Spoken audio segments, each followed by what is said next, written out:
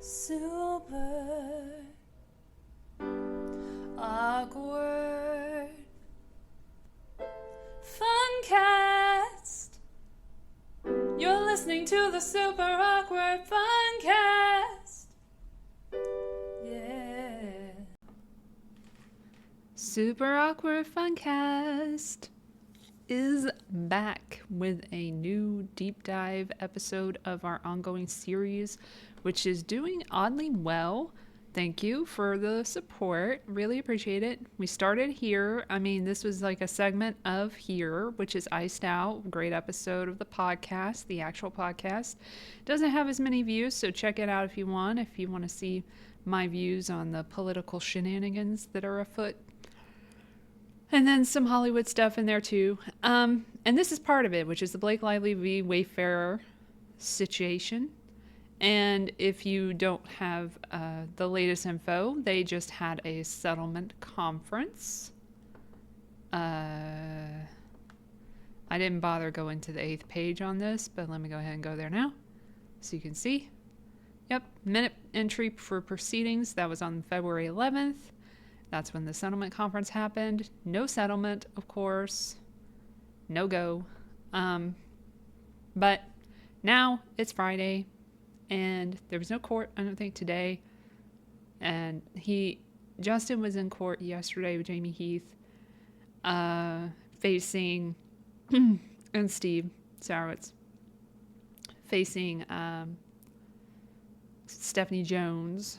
So that's still happening with Jones v. Abel. That's a different docket. But anyway, here is where you go. As usual, I will tell you where to go for the latest updates. This is specifically me looking at a document, but yeah, you can go in the latest news on docketupdates.com. Tells you what's happening with the settlement conference, the withdrawal from counsel from one of the attorneys, totally normal behavior, happens all the time. There was an appeal officially docketed in the Wallace v. Blake Lively 5th Circuit, so that's new. Something with Popcorn Planet, one of the content creators or YouTubers who was targeted by Blake Lively and her minions in court from Manhattan. Shout out to Ezra Hudson. Anyway, you watched that one. You liked it. I gave you a new one last week. You really liked that one. Thank you for all the views. Honestly, I love you guys. I appreciate you so much more than you will ever know. I love doing this and I love getting feedback, and you gave me some feedback, which I appreciate as well. I love the comments. Keep them coming. Keep the likes coming. It gets me motivated to continue to do the work that I do. And I don't really like the term content creator. That's why I used YouTuber before, but YouTuber doesn't sound much better. But journalist is probably more appropriate. We are all citizen journalists. We didn't go to school for it, but we're still good at it. And bless our hearts. Not bless our hearts, but that's a Southern saying. But we're doing our thing, you know? And subscribe if you haven't, if you want. I'm not going to make you. Like and subscribe. I got to say that at the beginning because I'm going to lose you in 5 minutes. That's just the truth. I hate it that you lose people so quickly on these videos. But hopefully you'll stick around because I have a system set up where I'm going to go faster this time. So we're trying to get to, this is part 3 of the ongoing deep dive into the Unsealed text timeline as well as emails of the Lively v. Wayfarer case with all the parties and everything represented.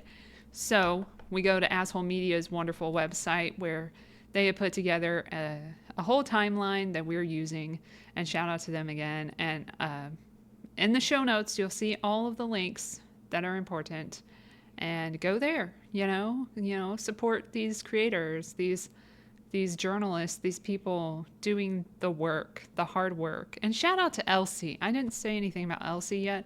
Elsie Rich, you're amazing. If you ever see this, I love your shit.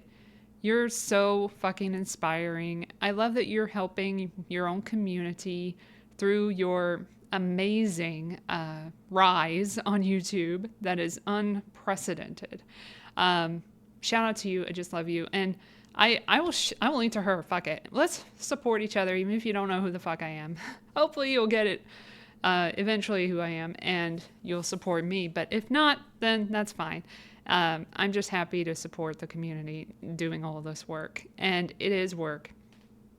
It is a lot on the brain to have all this information of like the shenanigans that people were having, throughout the set of the It Ends With Us movie promotion period, and now like the end of everything where it's like never ending really. So just more accusations to add to the docket. Like the circumcision thing was insane to me because I can't get over the fact that she was complaining about something that happened before she was even hired as if it was a protected activity. It's not. That's just not legally sound, darling. But, bless her heart. I'll save it for her. She's not the sharpest knife in the drawer, let's say. And maybe Ryan is doing all the machinations. We don't know, but we can guess. Anyway, let's get back to it. We stopped at June 1st, 2023. If you missed it, go back and watch the last episode. Again, I will show it right here. It's right here, 6 days ago, as of this day. So check that out. And this is Friday the 13th, which is crazy. I'm doing this on Friday the 13th. It just ended up that way. I was supposed to do this yesterday. I don't know why exactly I didn't, but there was some very loud dogs, so it's probably good that I didn't. And if it comes in the background, we're just going to ignore it because you know what? I live in an apartment in Hollywood. I don't have a Buckingham Palace, like I said last time. That's a callback. So you just have to deal with the noise and everything. So I have a system so that I don't have to look up and do all the zooming and everything on the documents. And all documents are all lined up. So let's get started with the show. Yes. So June 1st, we had, just to give you a recap, Alex Sachs texted Ange Giannetti, and she tried to poison her against Justin, setting herself up as his replacement. So that's where we left off. Then we have June 3rd, 2023. Blake invites Justin into her trailer while she is pumping and makes a very big deal out of it later. I don't know why they don't have that text here, but it should be, you're going to want to go here. You're going to go to timeline of relevant events, and we're going to scroll down. Okay. So, and you'll get a little more information over here too, so that'll be good. So here's the uncontexted conversation. This is all we have from the timeline of relevant events, which is from the Wayfarer side. To be fair, this is their this is their information that we're looking at from their point of view. So it says Blake Lively says texts at about 10:57 p.m. I'm just pumping in my trailer if you want to work out our lines. And then he responds, Justin, copy, eating with crew, and we'll head that way. And then she responds, take your time. So it gives a little more info here. After facing pressure from Sony and one of the film's producers who believed Lively was no longer responding favorably to the first assistant director, Baldoni and Heath made the difficult decision to dismiss the first AD, despite feeling she was being unfairly scapegoated. In their text exchanges, both expressed discomfort with the decision. This move created turmoil on set as the first AD played a pivotal role in production, making her replacement a significant challenge. Nonetheless, they ultimately conceded to Lively and Sony's request to replace her. That's pretty much explained by June 3rd, 2023. Also happened, Julie Bloom is replaced by Alex Finch as the AD, the first AD. And then June 4th, 2023, Alex Sachs and Blake text exchange where they discuss crew replacements. I don't know why I said displacements. I don't know. All right. So here's that exchange starting at 1:58 p.m. Alex says, absolutely zero pressure, but let me know if you want to speak with our new AD today. Otherwise, you'll meet him and his second in the morning. And then she says, their names are Alex Finch and George Lambert. Blake replies, I can meet them tomorrow. Thank you, though. Of course. They are hyper communicative, know how to run a show, and have great attitudes. I'm excited for this new energy. And then prayer emojis from Blake. I hate changes. I hate people losing their job. Meh. 2:11 p.m. Then she says, separately, I'm looking forward to this running more efficiently. She says, totally agree on both fronts. And then B replies, it's hard to not feel the personal, but it is business. I hope they were okay. Did we lose anyone beyond 1 and 2? And Alex says, it's a necessity. I know, that is exactly how I feel. Think they're upset, but we'll be fine. The second as well. All the PAs are staying. So that's good. Then we have June 4th. Jenny Slate calls Justin a fraud and a narcissist and says she wants nothing to do with him. And we should believe everything that she says about everything. So then this is that exchange beginning at 5:23 p.m. Sam Cooper. I think this is someone, is this her representative? I'm going to say representative because I can't remember who her agent was specifically, but let's say it's her representative. And he says, hi, we just sent through your schedule ahead of your EPK. Hold on, let's try again. Hi, we just sent through your schedule ahead of your EPK content capture on set tomorrow. We also wanted to get your thoughts on the EPK questions and concepts we sent for approval, sharing them in the doc attached with our feedback in red. Let us know your thoughts and happy to go through these over the phone with you if easier. Thank you. Then Jenny says, I think this is just somebody who's working for a third party. She says, hey guys, I don't want to do anything with Justin. I don't want to talk about him like nothing. And the same goes for Jamie, who is truly unprofessional. I also haven't read the book, so no cues about that. Girl, it's a big club and you're in it. I'm just not sure how visible I want to be in this campaign. And looking over this list, I'm wondering if actually we should wait a beat. What is Blake going to do? I'll ask her myself on Tuesday. You know, you're two peas in a pod. You're always hanging out together and you love each other so much. You know, there's this whole article about her being in love with Blake Lively. I don't know if I can find it again, but I'm going to see if I can find it. Hold it. Relationship. Here it is. Us Weekly. Thank you, Us. It ends with us. Jenny Slate fell deeply in love with Blake Lively on the set of It Ends With Us, August 5th, 2024. So weird. Obviously, I have admired Blake for so long. She's so fresh, so detail-oriented, so prepared, knowing like what page on the script things occurred on. Really? She'd be like, well, I see that, but she doesn't really find this out until page 96. She reads her scripts, guys. She's a deeply trustworthy person who is also willing to share. We had long talks. I was never expecting to have the offset experience that I had. They're besties. I was really eager to work with Blake, but to really make a friend and someone who is so capable in so many ways, just like a genuine winner. I'm just so grateful for this sweet person. But Blake loves her too. She says, I love Jenny so much, and she was such an anchor for me in so many ways. She's just full of love and light, and she's also deeply grounded. When you're working, sometimes you feel guilty for, not being in your personal life in those hours you're at work. Just knowing that someone was having that same experience was very grounding. Uh-huh. Sure, Jan. Alrighty. Let me put that in the timeline there. All right, back to it. But this has been a really gross and disturbing shoot, and I'm one of many who feel this way. And Blake and I have both complained directly to Ange at Sony, and they disagree with us. Sorry, disagree. I want them to, but they didn't. And they agree with us, by the way.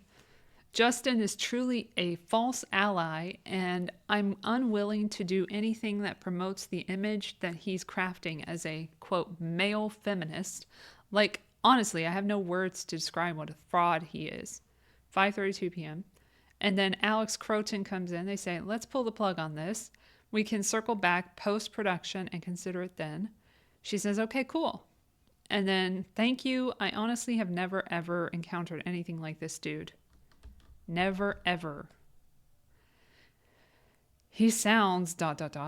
He's the biggest clown and the most intense narcissist. Oi, sorry, Jay. Lots of lessons learned. I'm not going to sue him, at least. Then we go to the strike shutdown day, June 5th, 2023. So we can get a little more information about that, I think. Let's see here. I think it's relevant to do the timeline of relevant events when I'm doing a timeline. I don't think we have the email, so we'll go ahead and read that while we can.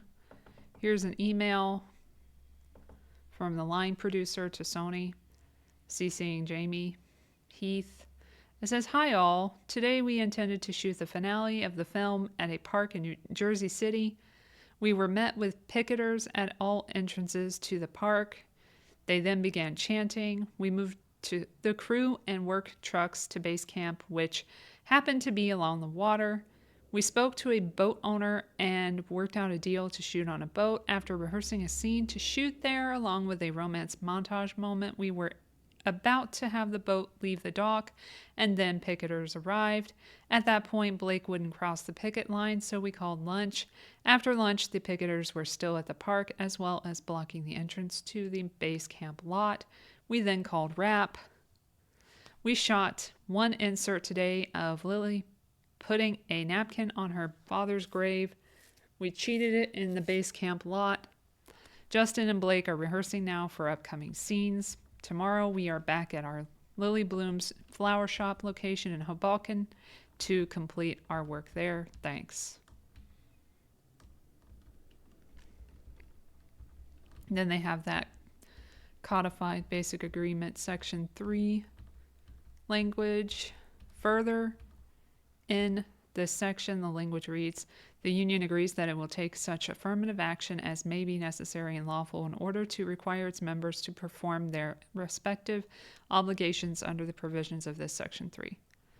SAG-AFTRA therefore advises its members to continue to work. The WGA is aware of the requirements of our no strike clause and our members' individual personal service agreements and the fact that the labor law protections that apply to striking workers do not apply to other workers whose contracts are still in effect. If you, as an individual, decide not to report to work as required, you may be subject to breach of contract claims or be subject to termination by the producer. And then also on that day, Baldoni, still feeling terrible about letting the first AD go, shared that he wanted to reach out. Let me see if we can find that on the timeline here. Nope. See? Relevance. Let's go back to the relevant timeline. Let's see if we can read that, because it's kind of small. I got it. He says at the beginning, I think this is 4... No, that can't be 4:20. It looks like 4:20, but I think it's... I don't know what 20 a.m. it is. Maybe it's 6:20 a.m. Hard to tell. I am not that good at seeing. So Justin says, I feel like I need to write or call. Blank seems so wrong to be silent. And then Jamie says, yeah, I get it. I think you should write an email, not a phone call or a text. It's a bit too casual. Also, I don't think it should be a long one. And over-explaining right now, I think it would fall on deaf ears. Sometimes we need to just feel the pain and work through the frustration so that any words offered can be received. But I agree, not saying anything seems wrong. I think just some words like blank. I know this must be hard. I'm so sorry. Hopefully we can have a conversation at some point when you feel it to be appropriate. But for now, I simply wanted to tell you that I appreciate you and I'm very sorry. This is not your fault. Whatever version you write, I think it would be short and not trying to explain yourself because that'll feel right now. like an excuse, and that's not what anybody wants in that position at the moment. Okay, I'm surprised. Siri is getting everything so accurate. I love you. Close. Okay, this is about Julie. We know her name now. Julie Bloom. And then there's a response from Justin. He says, I just want you to know that, oh, Julie, I guess. I just want you to know that I love and appreciate you deeply. This whole thing has been a heartbreaking mess. I know this must be hard, and I'm so sorry. Hopefully we can have a conversation at some point when you feel it to be appropriate, but for now, I really wanted to tell you that I appreciate you and I'm so very sorry. This is not your fault, and not that you need it, but Jamie and I and everyone at Wayfarer will always be defenders of you, your work, ethics, skill, and heart. Love, Justin.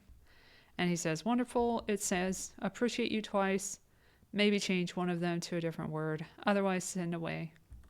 And then Lively and Baldoni still remain cordial and kind over the text on June 9th. And it shows some more text exchanges here. En route to you, can I get you anything? 9:14 a.m. She says, no, all good. Thank you, though. I'm getting you a hot matcha. And do you know what Brandon likes? He says he likes lattes, I believe. Asking, thank you. He wants a regular coffee. Then June, wait, what time are we at? Okay, good.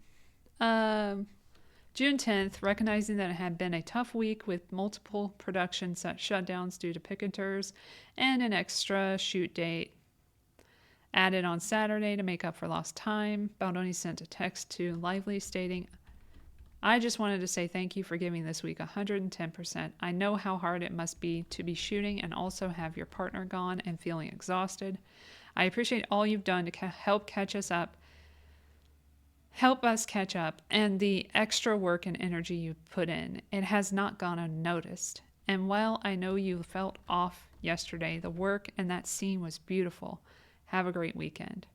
She responds, thanks so much for this text. I appreciate your empathy and I give it in return. You're in the same boat. I always try to give my all and then half again more. You do too, and I appreciate it. X. And then we are on June 11th. Blake and Redacted text exchange where she is trying to take control of the call sheet.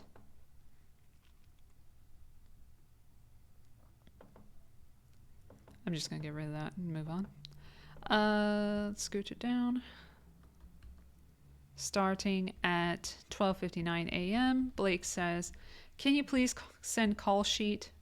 Work phone, whoever this is, says, they never updated to 6:15. Attaches it. Says, Anna can come at 7, but no earlier. Oh, shit. Press the wrong button. And then Blake says, did they give you any advanced schedule for the rest of the week or just Monday? She or he says, just Monday. Like, what are we shooting next week? No idea. The plan right now is to keep the same order as the yellow one-liner for the week. Oh, production schedule sent. More production schedule stuff. Monday not cut off now in the second. Blake says, did you flag to them that they didn't correct the call sheet? They say yes, and he said they weren't updating it. They aren't updating it. And I said, but then rehearsal and HMU times, is that what that says? I think so, are wrong. And he said he'll update the people involved. I don't know why they can't just issue a new call sheet. Blake says, do you mind making sure with Anne and Viv that they updated them? Anne being the makeup artist and Viv being the other makeup artist. Vivian and Anne. Anne Carroll? Was it Anne Carroll? Vivian Baker. Yes. And then they reply, of course, I'll text them now. Viv is asking if the lashes are still on. She says some fell off, but most. Had they been updated? George told them a 15-minute delay, which isn't really proper phrasing since it was never 6 a.m. I don't know why they didn't say prelim until you got home. So yeah, a lot of talking there. And then we have Lizzie Talbot and George Lambert text exchange discussing sex scenes, those inappropriate scenes that happen on set in Lively's eyes, in retrospect. 8:01 a.m., Lizzie says, at base, we'll head to set. Oh, by the way, Lizzie, if you don't remember, is the intimacy coordinator, one of those new positions that didn't exist a long time ago. But she guides them, the choreography on set, and do's and don'ts for intimate scenes, which apparently one of which is a birth scene. So that's good to know.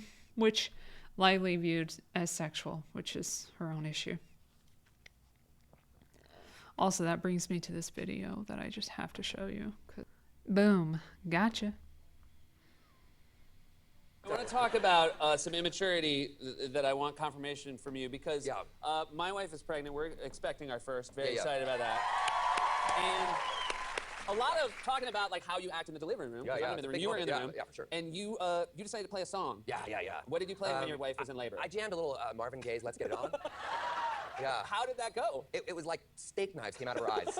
Like, are you me right now? Not the time for levity. Real bad, yeah. But she was a mercenary. I mean, she was like, I think I just caught her right in the middle of a contraction. She was pretty much making jokes the entire time. Oh, that's good to hear. Yeah, And so do you have any? You've been doing this just over a year. What advice would you give post-birth? Just do the dirty work, man. Yeah, you got to do the diapers. You got to do the middle of the night thing. I mean, like your wife, a human being will exit your wife. Yeah. So she's done enough. Yeah. Just I guess that's true. just change the diapers. Yeah. And do all that. Yeah. It's true. Yeah. She's done enough. She's done more than enough. Yeah. Thank you so much. Thank you so Congrats much. on the Please. movie. Pleasure. Always great to see you. Thank you. Ryan Reynolds, everybody. Yeah, so maybe it's sexual to her because her stupid ass husband, trying to be a prankster, played the song Let's Get It On while she was pushing out a baby. Maybe that's what it was. I don't know. But back to it. Okay, good morning. We'll see.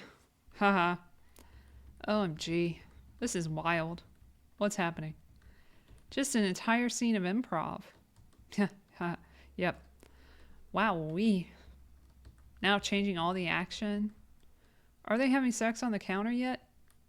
Give it time. I think we'll throw that in last minute. All good? I am. Are you? Yeah. AP looking for you on set. What's your 20? Can we check we've got those signed nudity writers? Who would have them? Nick? Yeah. Okay, I'll call. It's all good. We just need them done before we get to 48. So we got time. Do you want Krista tomorrow? Sure. What's her last name? Jackson? Copy. Unless you know the time you would need me. At call. Copy. 12p. Copy. Did you speak to Justin? Yep. What'd he say? Just hand on throat and one on leg. Is this a test? Maybe. Rat bag. Did you just call me rat bag? Yeah. What kind of Harry Potter English Outback alleyway insult is that? Emojis. Laughing, crying, I guess. God, I miss Brad. FYI, actors asked for me on Monday. And then he says, okay. So that was a really tense exchange that was very important for us to see. According to Levy, it just shows that she's a little overwhelmed. And she's talking to the AD. And they're trying to figure out schedules and stuff. So then we jump to July. Or do we? Let me see the timeline of relevant events if we missed anything here. I'm not just going to put anything in here, though.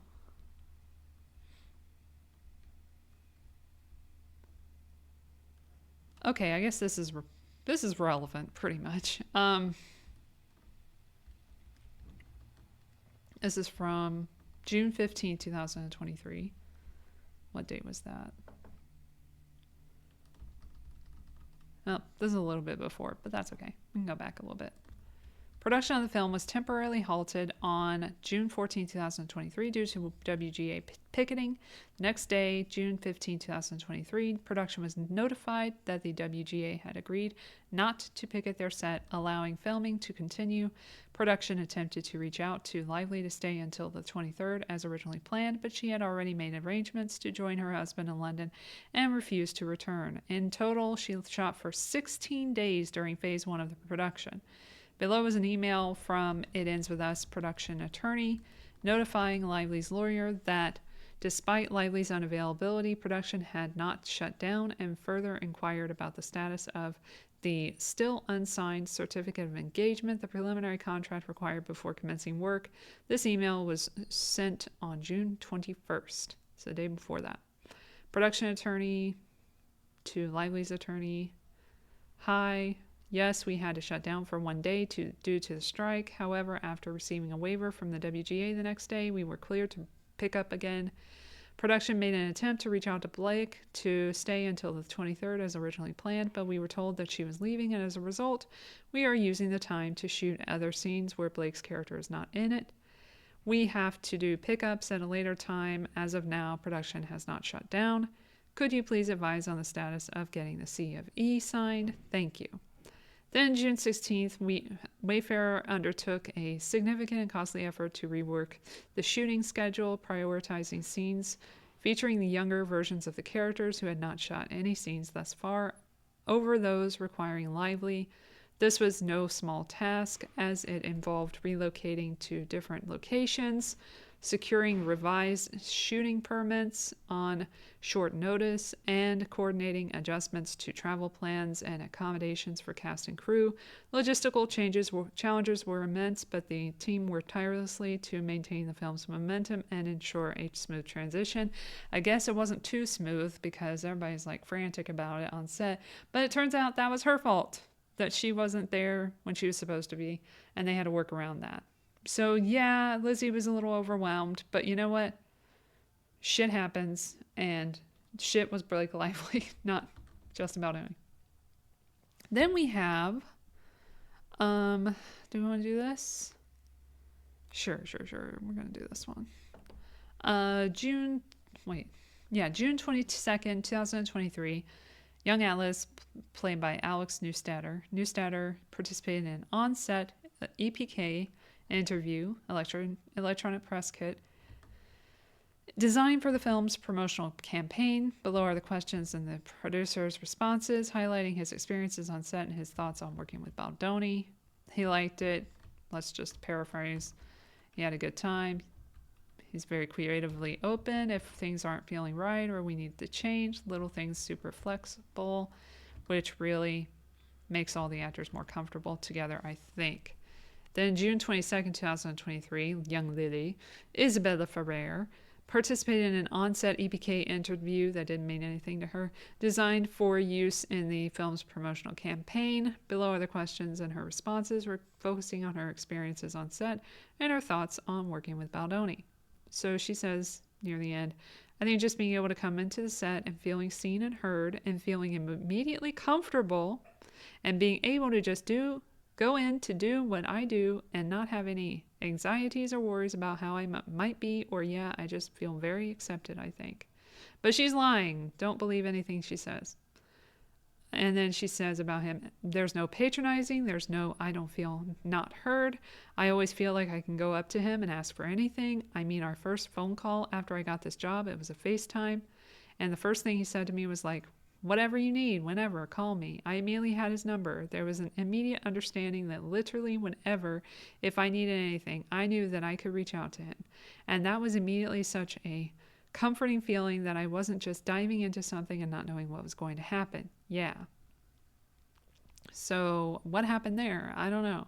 June 22nd, 2023, Brandon Sklenar participated in an on-set EPK interview. We'll get to him later. Designed for use in the film's promotional campaign. Here's what he said. I had a phone call with Justin Baldoni. It says Baloney, accidentally. Yikes.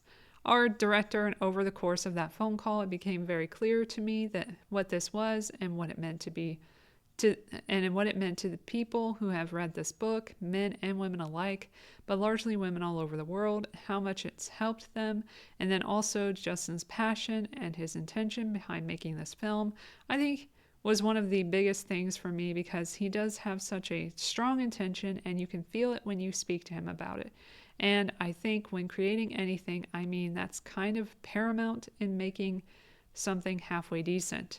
And his intention is very strong, and he hires people who also have a very clear intention. And I think collectively, the chances of making something that is impactful, hopefully as marginally impactful as the book has been, would be a massive success. And I think that was a real eye-opener for me. Just hearing him firsthand and what it meant to him and what it's meant to so many people. Then he goes on and on and on. Y'all can read it at your leisure. Oh, and then he says about both Justin and Jamie. Both of them are... I've had more interaction with Jamie, but both have been great. I mean, like I said earlier, it's just been a really, truly positive work environment. Just really kind people. And I think it just comes from the top. I mean, we've had some bumps along the way, as you do in films, and scheduling things, and unexpected shifts and location changes, and schedules, and everyone just, I've yet to see someone throwing a clapboard and yelling or anything. Alex. So everyone seems to be keeping their head about them and coming to work with a smile on their face. And yeah, it's great. They're lovely. They're lovely people. And then June 26th, Lively checks in from London to send well wishes and requests access to select scenes that Baldoni had prepared. The two co-stars remain in open communication. This is at 6:01. Hey, I hope it went so well this week. You happy with what you got? Such an important piece of the puzzle. Would you mind asking whoever sent before the pick again? I was locked out of my account and I never got to see. It's expired now. They can make it so it doesn't expire ideally. Would love to see that edit of the scene you have as well, and anything else you want to share. Also, we all have strep again. Thought you'd appreciate that. Hope you're all well. Look, she's getting strep left and right. What the hell is with strep throat at this point? Oh no. Hope you guys are on the mend. Damn. Kids have been amazing. So proud. Last day today. I'll email them now and get it reposted for you. Thank you. And so happy to hear. You didn't hear shit. He didn't say it. He wrote it. That's one of my pet peeves. I don't like when people say hear when they mean see. But I do it sometimes, so it's whatever. Final day of shooting phase 1 is June 27, 2023. Production will go on hiatus until the WGA and SAG strike is resolved. Then we get like production notes here, which is very helpful on the timeline. Are we at this part yet? Let's see. Nope, still not there yet.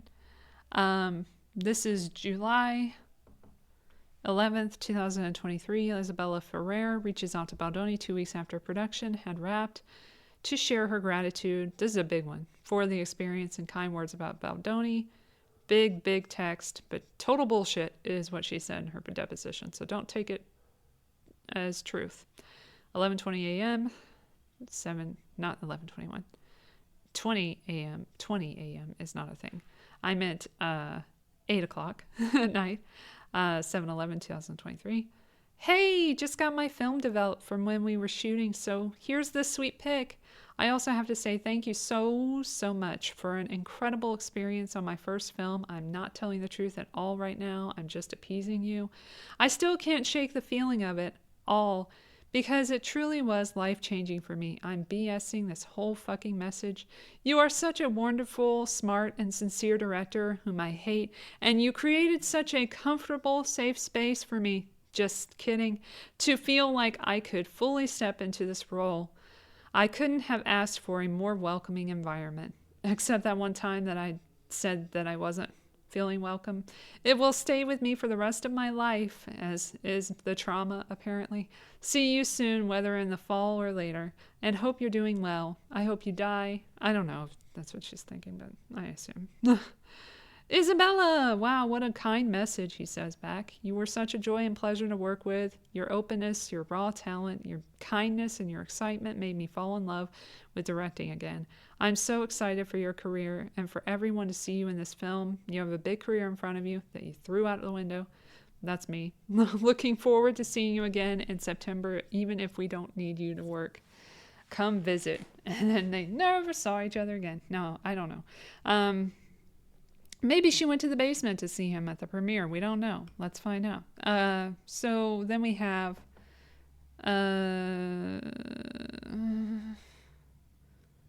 yeah, I think this is right here.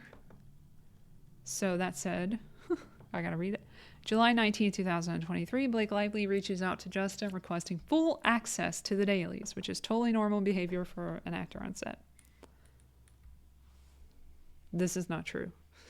Okay, she says at 10:09 a.m., "Hey, I hope you and your family are well. I watched the selects you sent. So great. I was so happy and energized. Such solid work from everyone on and off camera. It was really cool to see. We were working so quickly, there was never the time to look back. So it was nice to revisit from an audience's perspective. Please let me know who to reach out to get access to the full gallery of dailies. I'm so looking forward to seeing all we have in the can. And of course, any scenes you cut together I'd love to see so I can throw them in the garbage. Hope you're having a good summer," and then take them back and put them into a cut that works for the audience, which is basically yours, but then call it mine. Sorry. Hope you're having a good summer and hopefully a good edit. Will your assembly be done soon? Mm-hmm. Then we have, well, let's check the timeline again.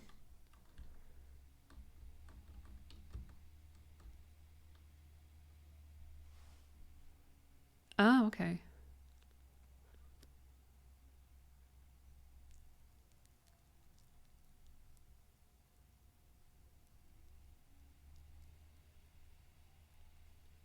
And he says in response, "Hi, sorry for slow response. Yes, family is good. Brutal being away for so long and happy we are finally together.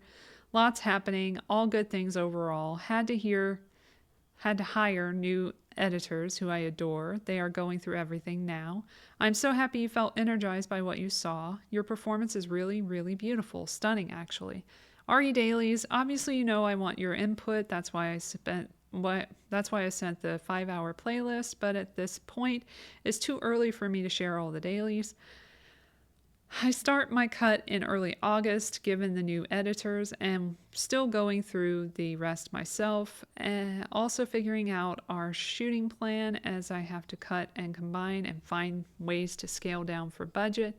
Once I am physically in the edit and have touched scenes myself, I'd love to share with you. I hope you enjoyed this time off with your family. Talk soon, Justin Baldoni." And then we have, "I don't want to infringe on your time with your cut, of course, and don't feel the need to send me cut scenes. I was just excited to see. RE Dailies, none of the producers have had access to dailies. It's just you," she says in response. She's trying so fucking hard. "Sorry, back-to-back meetings," he says. "All good. Love the excitement, and I'm excited to show you when time's right. No, not just me. Blank and Jamie have access to dailies, but not assemblies or cuts." And then we go back to this timeline. We're trying to get all the little pieces together here. I don't know if yeah, we did that part. So we're on this one. This is a big one. I don't know why I clicked on that. That was not necessary. Let me go back to this one. This is Sanford Pinich. And okay, we should read it. And Ange Giannetti, text exchange discussing disdain for Blake's look, which I thought was a smear campaign, but okay. 7:32 a.m., 8/29/2023. I'm sick. I am so sorry. Because I know it's first packaging in a while and feel terrible, can't be there. Testing neg for COVID. But this has got me down for the count. So sorry. Sanford says, oh gosh. Ange, of course, no problem. We will muddle through. Feel better. She loved that. She says, FYI, did see all the footage for IEWU. It's no out of Africa, but for this genre, it's very encouraging. Blake is very good, kids are good, and Brandon Scalar, whatever his name is, Atlas, the guy she ends up with, is the luckiest casting break. Go Ashley. He's picked very good music temps too. All of the romantic sex scenes and abuse still need to be shot. Those obviously the hardest and most crucial to make it work. But what he's gotten can, appealing and very commercial. Sanford says, haha. No, out of Africa. Her outfits, though. Oh, if you're wondering who the fuck Sanford Pinich is, let's look him up. Oh, he has his own Wikipedia page. That's how you know he's legit. He is an executive at Sony Pictures. So, there you go. He served previously as president of Columbia Pictures. He's the executive and president of Sony Pictures. So he's a big deal, as they say. Only a couple pull you out when watching about her outfits. Opening for funeral, and we have a solve for this. Her mother is going to comment, and we learn it's kind of an FU to her dad, so we'll feel intentional. The other super bad one is in shop when her water breaks. She's so pregnant and uncomfortable, we'll be okay. What really sticks is when she's dressed up for dinners, party, etc., with the hair and makeup, and she looks so beautiful. I think it's going to be fine. Plus, she will have lost all her baby weight to reshoot, so hoping she will want to show that off now. Sanford says, that's good. Personally, my main issue is she just didn't look great. All right. You're being offensive now. Stop it, Sanford. Then, on the same day, we have Warren Zavala and Blake's text exchange where Blake manipulates and threatens and lies, trying to get her into the editing bay. Let's see how that works out for her. It worked out pretty good. Pretty well. 11:28 p.m., 8/29/2023. She says, yikes, maybe he should send me the whole assembly then, because what I know was terrifying. Damn it, what I know. Damn it, let me try again. Yikes, maybe he should send me the whole assembly then, because what I saw was terrifying. It made me want to get out of the movie. Warren says, Warren is her agent, if you forgot. Totally, that's why I think you should see it. Let's discuss tomorrow. No one has offered. He's actually been super protective and strange about even letting me see more dailies of other scenes. Girl, that's not a thing. I thought I was a producer. You're not. You're not, though. An EP, an executive producer, and a producer are not the same thing, love. They're just not. You have put no money other than in the costuming that you fucked up with the budget, which I don't even know if you actually added any money to that. And maybe you added money in terms of like paying for the services of the the hair department and all that stuff. Sure, you did all that. That's producerial. But you don't need to see the dailies. I don't even know if Sarowitz was seeing the dailies. I don't know. I would ask him in court, honestly. Anyway, she says, he said no one had dailies but Alex and Jamie. Well, now we know Alex was the one with the dailies from that text, which we know isn't true. Jamie spelled wrong again. Warren says, Alex mentioned that he had sent you some footage. I told her I hadn't heard that, but if I'm flagging that they're happy with me with the assembly, the smart thing to do is preemptively show you what they've seen, not a portion. He sent a scene. What was her response to that? Otherwise, you'll wonder why you didn't get all of it. She agreed, but I told her I would talk to you and get back to her. There's nothing to get back to. They should show me the movie. I'm an EP, and they need to be engaged in this. They need me to be engaged in this thing during production and impress. His entire sales pitch is how collaborative he is and how much he values women. Yet they're not going to allow me to see the movie? I've never not been invited into the edit room for my opinion, much less had to beg to see additional scenes of dailies. Well, maybe for Ryan's films. His promises of how he works so far have proven to be empty, and I'm not going to engage with the film if this is the way they play it. Sounds like you want to bargain. Maybe a little hard bargaining is going on, right, Judge Lyman? Then she edited what she said. He says edited? She edits again. That's funny. I thought I had a typo, but then I didn't. Girl. BC? And then a GIF. Perfect. What an annoying woman she is. He says, it's process. I told her I hadn't spoken to you about it. Made the suggestion. Like all things, I'm going to have to call and say, yeah, he only sent her a scene. It's the smart thing to just send it all to her. And she says, do not give her anything. No opinion, no take. You can simply say she didn't say if Alex asks what I thought. Just that I saw one scene. Okay, they're going to be stupid. And I predict having to make the request prior to any further work at some point. Hope I'm wrong. I think he's stupid right back. Okay.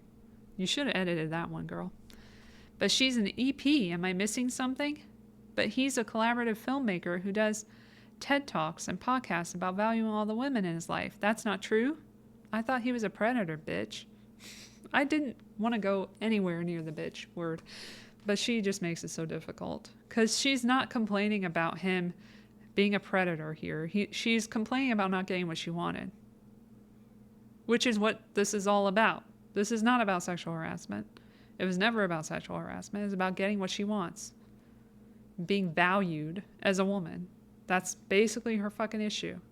And she says, Vogue asking me to commit to a cover for this thing. No way I'm doing any of that without seeing it. I may pass. So she's basically saying, if you don't fucking give me what I want, then I'm not going to give you what you want, which is totally just hard bargaining, according to Lyman. That's not anything to do with taking over the film. There's none of that going on here. That's all in our heads. Warren says, they're going to show it to you. I just hope they're preemptive. Even he's like trying to calm her down. Like, bitch, chill. She says, when I told him before, he and Jamie said they don't do who Anna Wintour is, or if that's a big deal, but sounds like maybe it is, but they don't know that stuff. Girl, nobody cares. Normal people don't care about Anna Wintour, bitch. I don't know what to say. And I'm sure Anna Wintour doesn't care about you very much right now either. Sigh. Oh my gosh, these gifts. Just get out of here. And then he says, I told Alex you're going to have notes prior to any additional photography. Do the smart thing. She says, they're all clowns. There's that word again. I have my HR report ready also, FYI. So now she's threatening. She's literally threatening to go after them with these allegations if they don't do what she wants. But yes, she's such a victim. It's so hard for her. Meh. Am I the Messiah? No, you are not, Warren. I don't know what you are. Maybe a hanger-on. But no. She says, brilliant work, Zavala. He says, every once in a while, thank you. And Sophia, who I think is her assistant, laughed at the image at 6:02 a.m. So this is the woman who is totally not trying to take over anything at all. She is just minding her own business and being treated like shit, according to her. Let's see if we missed anything over here. Not for me.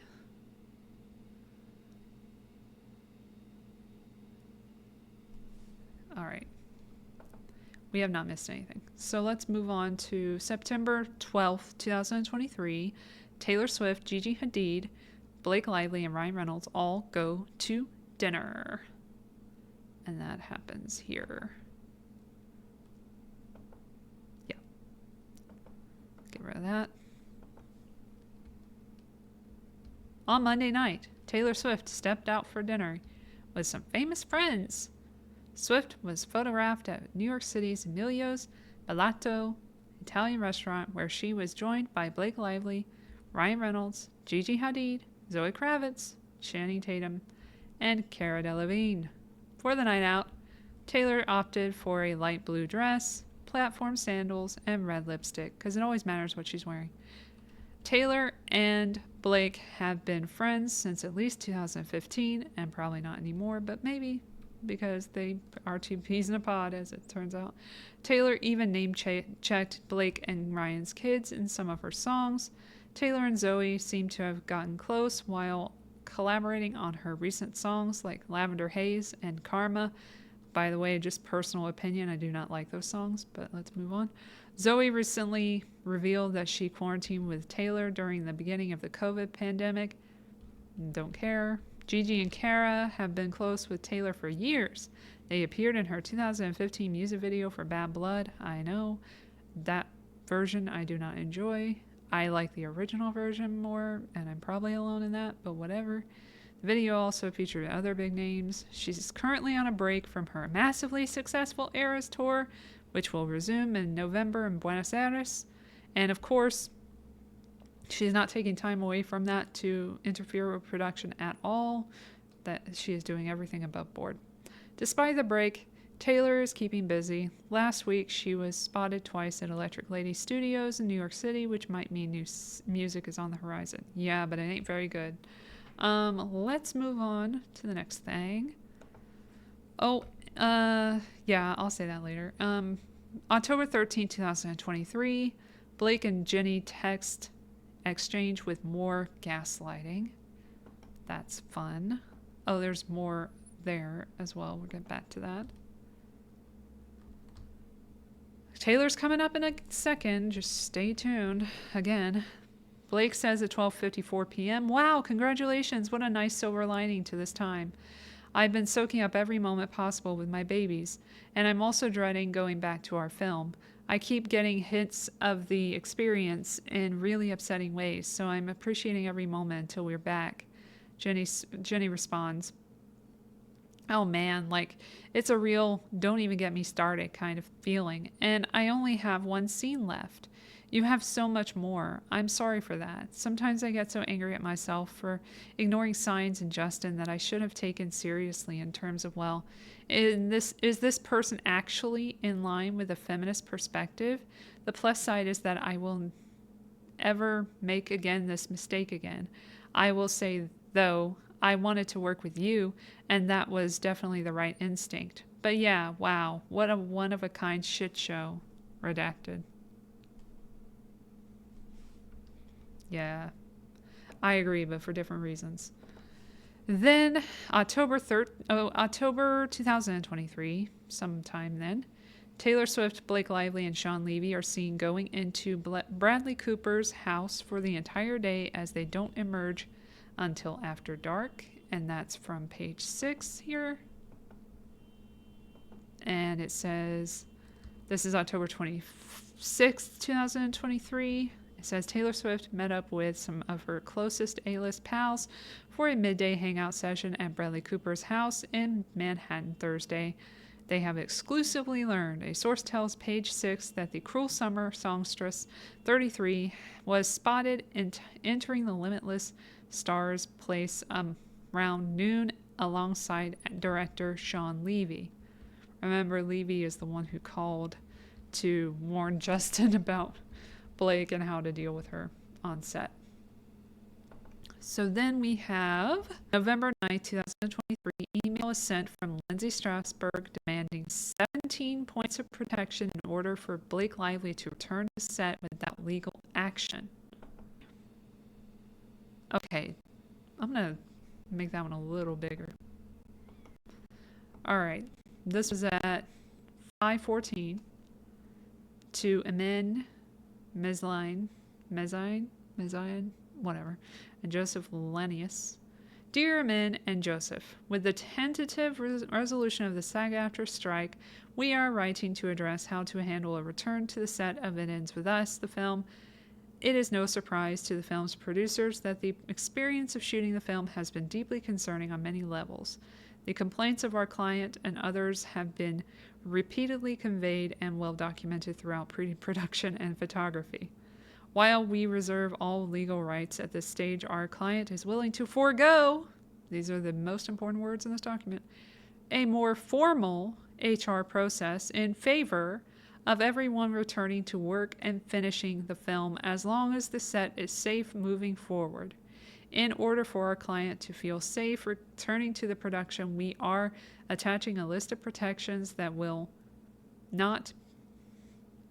need to be guaranteed and observed by the film's producers.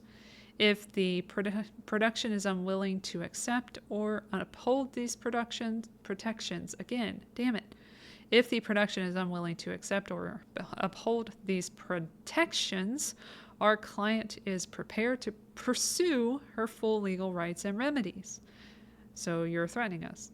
This letter is not intended to constitute a full statement of all facts, because there are none, really, and circumstances relating to this matter. It is not intended to be, nor should it be construed as a waiver, release, or relinquishment of any of our client's rights or remedies, legal or equitable, all of which are hereby expressly reserved. Sincerely, Lindsay. Let's read this, shall we? Protections for return to production. In order for BL, Blake Lively, to be able to return to production on the film, each of the following protections must be agreed to in writing and met without fail going forward. 1. An intimacy coordinator must be present at all times when BL is on set. 2. There must be a closed set during the rehearsal or filming of any scene involving simulated sex or nudity, and any observation via remote monitors shall be restricted to essential personnel as approved by BL, to be further described in a fully negotiated, fully executed SAG compliant nudity rider. 3. There is to be no spontaneous improvising of any scenes involving physical touching, simulated sex or nudity, scenes involving kissing, depictions of sexual intercourse, or any other physical touching must be contained in the screenplay, as approved by BL, choreographed in advance in the presence of the intimacy coordinator, and may only proceed as choreographed with the consent of all participants in advance. I just realized, shout out to her. Speaking of kissing on set,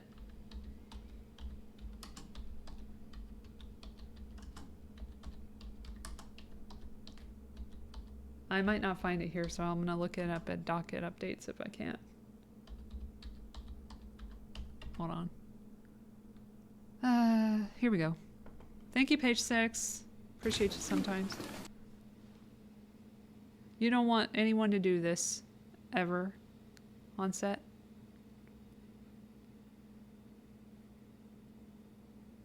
What? What? What? That wasn't in the script. Look at his face. I don't think he enjoyed that. This was before they went and did this stupid ass document. But yeah, sure. Sure, Jan. Sure. Alright, let's move on. Damn it. 4. Physical touching and or comments on BL's physical appearance must only be made or done made in connection with the character and scene work. It was. You were on set. He called you sexy. He said what you looked like was sexy. You were in character. It was in connection with their character and scene work. You lying sack of shit. It was. As was the Jenny Slate comment that her pants looked sexy, which I highly doubt, but whatever. It's subjective. But that was about her character, not Jenny Slate. He didn't say, Jenny Slate, you look sexy. He didn't say, Blake Lively, you look so sexy today. He didn't say that. In fact, we have footage of that. Let's get a look at that.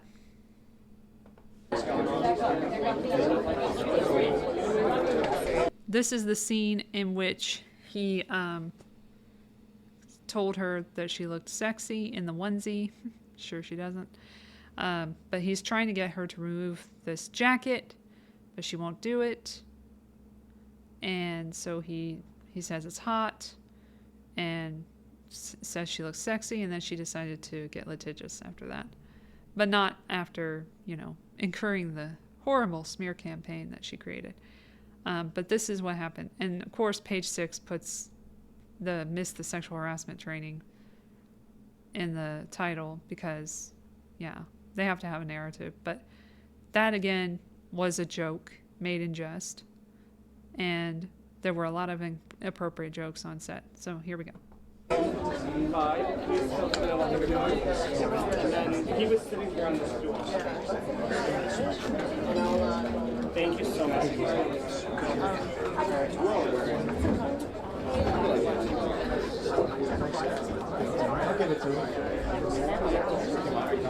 Ready, everybody? We really should go, please. So, again, who's gonna watch everything here? A wall comes in, right? So please make sure that nobody's standing right here, please. Okay. All right. We should go. Ready? All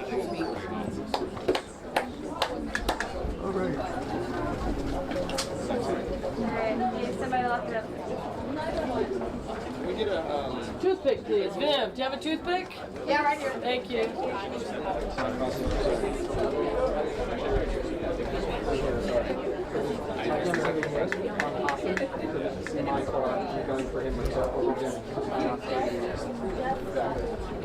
Whatever you do, you're always pantomime talking to one another. You're always saying something, right? About the game.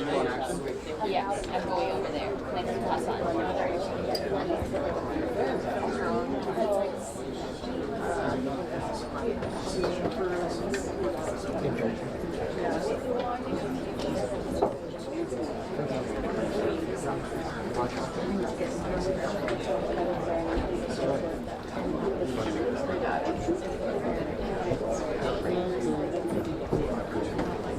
All right, we should go.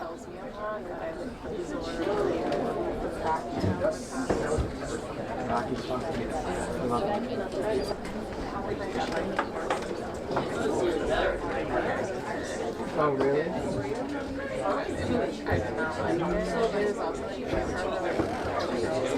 Looks it good for you? Oh, so you put you in the freaking in the boys' league? Yeah. Oh, I've been drawing it like not a good team. Right.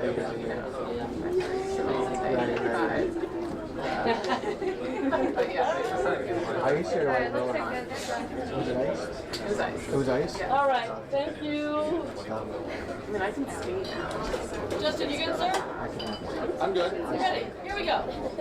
Ready, everyone. High energy. Have fun. That's the most important thing, everybody. You're in the bar. Have fun, right? Two pages.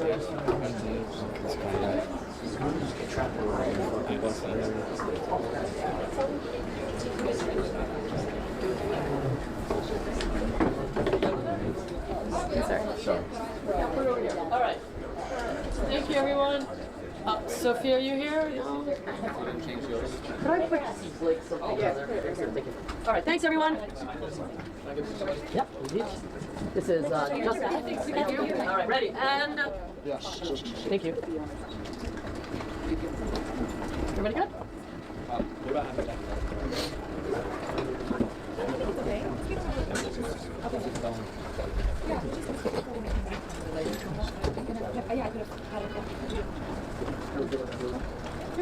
Ready, everyone? We said make it watch very closely. Yeah, say I forgot how long this video was. I apologize. well, everybody here. Yeah. We'll make sure that we last look after every take, because it's very Schmetty in here. All right. I'm sorry. Good, Justin. Good, everyone. Ready? Have fun, and let's roll, please. Lily, what are you drinking? Also, that's Julie Bloom talking there. Oh yeah, you're right. And Beamer. And we're talking a little bit louder. Right, and pantomime only for us. Thank you very much. Ready, and background, and action. Lily, what are you drinking? Wine, please, thank you. Okay, You are not getting one. You're at a onesie. You don't get free wine. Whatever, you guys, Look, I'll have please. whatever you're serving. Okay. The right thing, yeah, There we go. okay. And water. Did you say water? I don't know, honey. Yeah, he did. Wait, what? Okay, we were not gonna tell you here, but Stop it. definitely. I'm gonna be a dad! I know. I'm gonna be the mom. Yeah. What? I don't know. I know.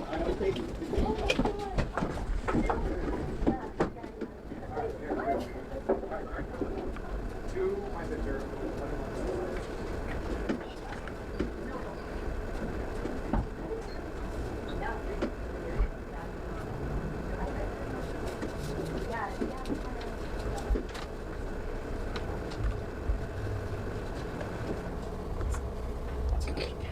The Bruins score!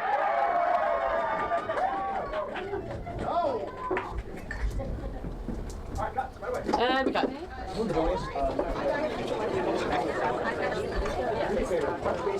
All right, how was that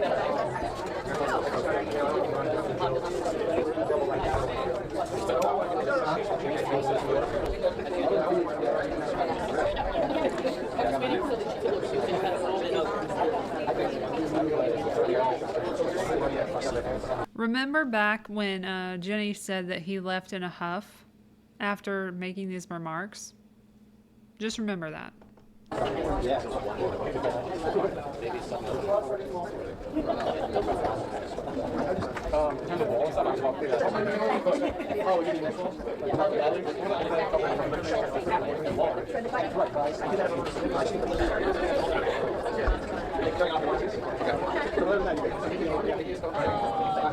Looks to me like he went off, did his job, came back.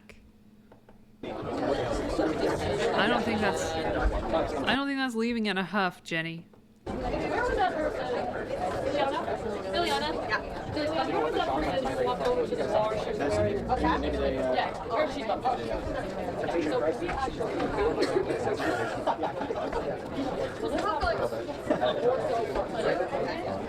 When Paulina was there, so Maggie says, okay, I'll have 3 beers and a water. We go, just for nice process, and go, oh, well, I also the car. Yeah, that would be great.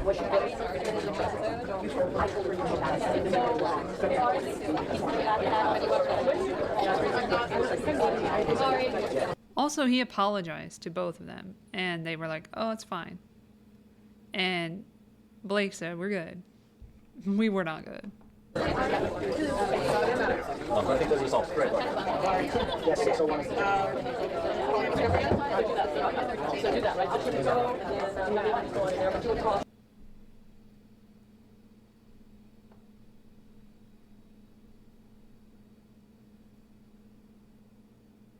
Okay, let's finish this sucker up.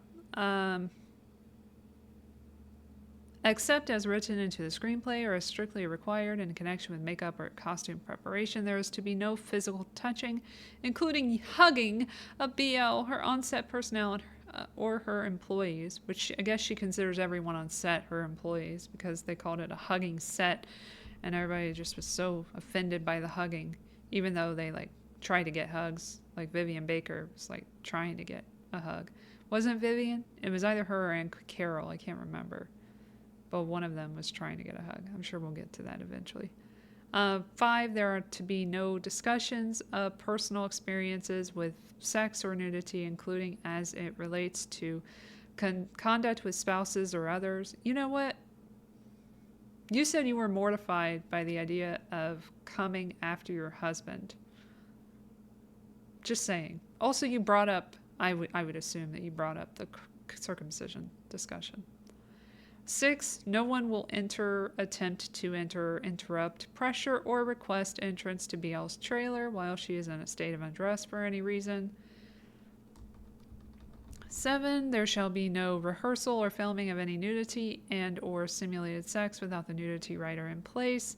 Any such footage previously shot without the nudity writer in place and in direct violation of SAG requirements may not be used without BL's and her legal representative's prior written consent.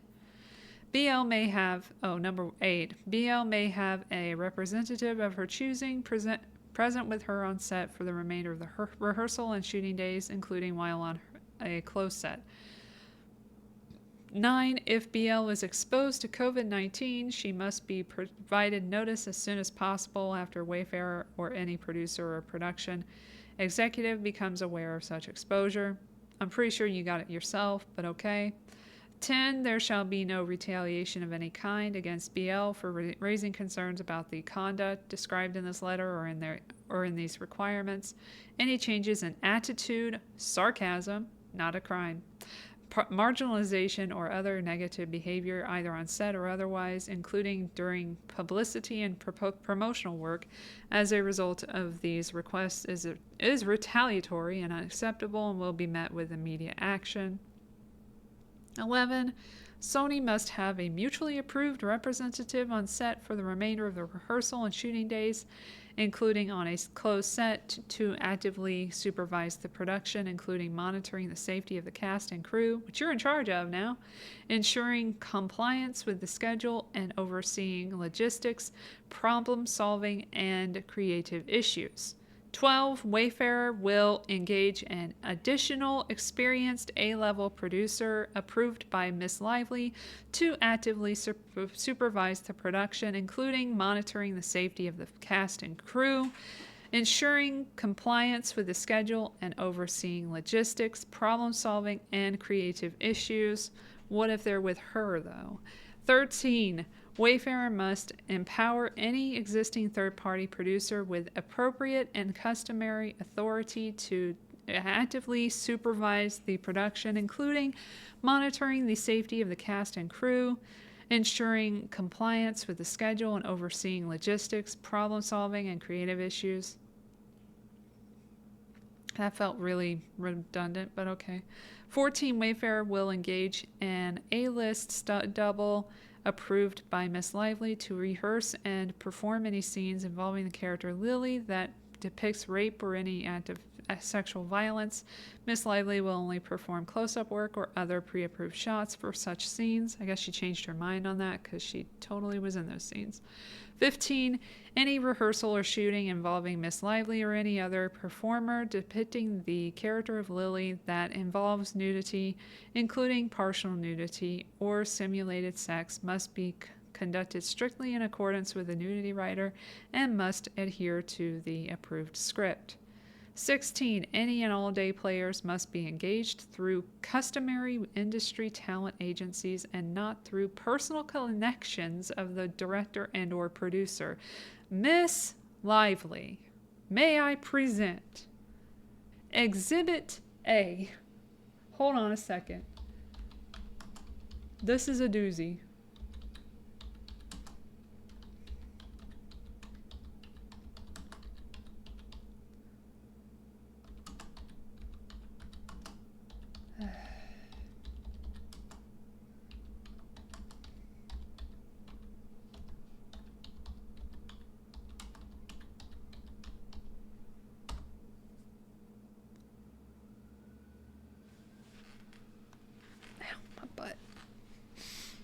Yeah, my butt hurts. I will find this. This is fine. I'm gonna find it. I might have to go. Oh, here we go. Found it. Let's fucking go. Marvel Sparkle Circle and the mist. Let's skip to the relevant information. Although it's all relevant because they're making fun of Nice Pool. Nice Pool is basically Justin. But not really, and all of that is totally okay with Lyman because he thought his wife was being assaulted. And yet he made so many comments about assault in this film. It's ridiculous how much he made fun of sexual assault and never suggested once that Nice Pool was an assaulter of anyone. So interesting. But here's the scene that I wanted to highlight yet again. I also highlight it in Blame Canon and I play the whole clip, but this is the relevant scene. And how fucking cool they are. And we knew we wanted to find somewhere that made story sense, where we could bring in all these Deadpool variants, and many are comic accurate. There's Olin. But that's Ryan's son, my godson, Olin, who is the voice of Baby Pool. And many of these are from the comics. Some, like Welsh Pool, are straight out of Ryan Reynolds' brain and heart. Played by Paul Mullen right there. Wrexham AFC striker Paul Mullen, number 10 on your AM dial. You know what? That seems to be like you're just putting people in the movie. I don't think your son or your daughter have a whole IMDb page. I'm just guessing that they don't. Just guessing. That's all. All right, back to it. 17. Hold an all hands. Oh, this is the big one. Hold an all hands in-person meeting before production resumes, which will include the director, all producers, the Sony representative, the newly engaged third-party producer, BL and BL's designated representatives, we'll see who those are, to confirm and approve a plan for implementation of the above that will be adhered to for the physical and emotional safety of BL, her employees, and all the cast and crew moving forward. Because she speaks for everyone. She's amazing. She knows what she's doing. November 12, 2023. Finally, we move on to something different. Justin text exchange with his friends, reaching out for support because he's going in and he doesn't know what to expect. And it starts at 9:53 p.m. Hey, sorry for last minute text. Need you both for Zoom if you can shortly, Jamie says. And it begins, ... again, ... And then Jennifer Abel comes in and says, hey, Steph and I can call you and loop in Jamie. Steph being Stephanie Jones. We do not like her. Here she is. I can't Zoom, but can do conference call. Please don't use Zoom for any confidential conversations, as there are lots of breaches there with program. That's why she uses Signal in her communications. Just saying. Then he says, oh, wow, I didn't know that. Thanks, Steph. So helpful. Z. And then Jamie says, if I text you something now, will it only go to you and not any assistance? And Jennifer says, text me and Steph directly. Don't email the alias that has full team. Then we go back. And we have, unfortunately, November 15, 2023. Blake forces Justin to sign a 17-point agreement which added additional terms to the original May 5th, 2023 actors agreement. Ignore the dog in the background. I try my best to as well. And this is what occurs here. Hey fellas, I know it's been a while since I texted this group, but alas, Jamie and I are back in New Jersey trying to finish the film, and prayers are appreciated. Just wanted to give you a little update. These first few days have been torturous and up there with the worst of all of them, but I prefaced the below with the fact that I am actually okay. Jamie is more than okay. We are getting through it. The amount I've grown since last time is even surprising me. I cried yesterday because I felt the protection and the deep knowing I am not what I'm being portrayed as. I feel protected and clear. Jamie has been unwavering, and I believe it will all be okay. So, we made the bet the strike would end and spent money to send the team back to Jersey. The actresses' team knew this was happening. All was going amazing. Then the strike ended as we hoped. In an effort to gain power over me personally and the studio, we received a legal letter citing how unsafe I and the workplace were for the actors, and that she won't return to work unless we meet 17 conditions and send her the unfinished director's cut of the movie. Also, that she has been considering leaving the film and not returning to work because she has legal right to do so. We have responded and met the conditions, and after she sees the film, she will decide. The good news is, I'm so proud of what's been shot and cut together, so we have the goods there, but shoot stuff all in limbo as we are waiting. Pretty tough stuff to digest, as of course we all know what this document insinuates, that I am unsafe, sexually harassing, etc., etc., etc. There's even silly things inferring Jamie was inappropriate, which is silly. It's all manipulation. We don't believe she will leave or leak to press, but this is her threat of a nuclear bomb, as she knows this is the only way to get to me. I believe this is in part punishment for standing my ground and not giving her little things she wanted, in working through it and staying positive and remembering who I am, just letting you know the situation I've been in, that I appreciate prayers of protection to stay in my strength. Don't want to talk about it, dwell on it, or curse her. In fact, want to do the opposite. Pray for her soul, for light to fill it. I'm staying as positive as I can and know I have protection. This is where being a Baha'i matters. Can I sin love, not be a victim or curse her, and still somehow show up and direct and act with kindness in my heart? All that's left for 3 weeks is our intense work together. This is what I could use prayers and strength for. I trust this group immensely. I love you all, and no talking about this with anyone. Just prayers for your boys over here being painted in a way I never thought possible. We will overcome. Ya Baha'u Baha. I think. 11:49 a.m. And then someone named the conversations, prayers, and support. And then Andy Grammer comes in. He says, sending immense love and patience. You are guided and loved. You were made and born to be able to get through this. Love you guys. And then Justin, love that. Ahmed says, prayers coming. Keep walking with the remembrance of God in your heart through the journey. Let his words resound in what you hear. Let his guidance reflect in everything you see. And let his truth be the backbone of strength and light that you stand tall in. Keep choosing love. Keep choosing mercy. God knows we all need that. Then someone redacted says, and we will keep repeating this prayer. Is there any remover of difficulties save God? Say, praise be God. He is God. All are his servants and all abide by his bidding. Ahmed loved that, and so did Justin.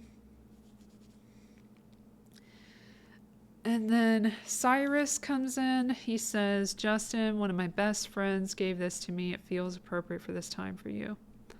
Put on the whole armor of God. The battle was worth it. Justin loves that, loves the image. We'll show it in a second. Rainn Wilson comes in and says, Justin, this is heartbreaking and infuriating. I'm so sorry for what you're going through. What a test has been sent your way. I believe in you, in your heart, talent, and integrity. Keep Abdul Baha literally by your side through this. Heartbroken. He says, thank you, brothers. Rainn says, prayers being sent. I will include you in my daily morning devotions. You love that. Adam Monshine, who is his friend / a Shakespearean actor who was tasked with the role of playing the OBGYN and probably immediately regretted that because he had to deal with Blake. He says, you are so loved, brother. Keep standing in your light. The prayers will surround you. Heart. And then he loved that. He said, love you all deeply. What an asshole, right? He says, a no better person to be in the storm with than Jamie, who has been incredible, but who this all affects. I'm happy he allowed himself to feel for a short bit the other night. Adam loved that. Jamie says, you are all so wonderful.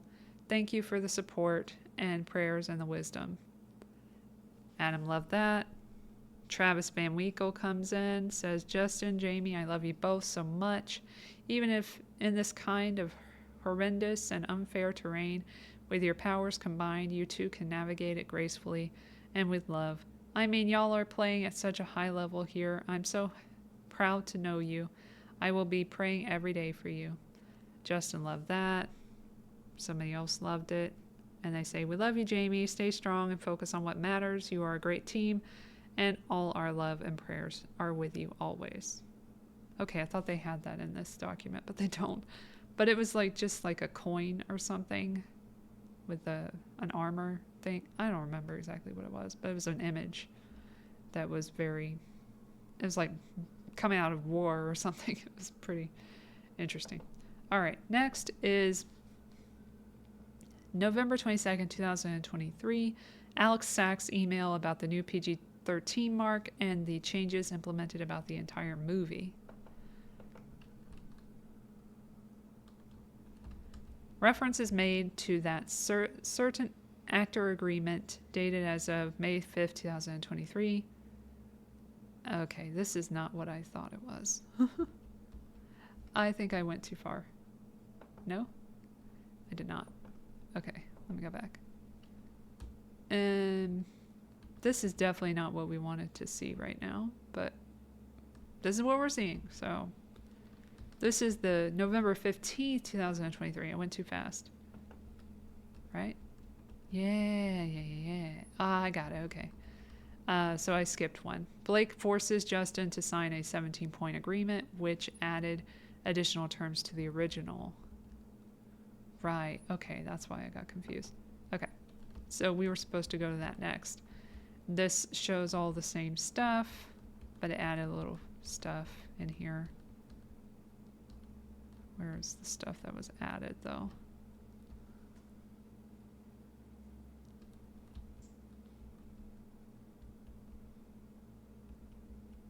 In the event of any conflict between the terms and conditions of the agreement and the terms and conditions of the side letter agreement, the terms and conditions of the side letter agreement shall control. She really had all her ducks in a row. Oh, here we go. Except as otherwise agreed by artist, while artist is on set, Sony must have a mutually approved representative. Ange Gianetti is hereby approved on set for the remainder of the rehearsal and shooting days, including on a closed set, to actively supervise the production. So she was chosen here. Okay. And then next is Alex Hack's email. So now we're at that. Here we go. This was 10:44 a.m., November 22nd. Notes for IEWU, 3-week, director's cut screening, PDF, with Todd's right email.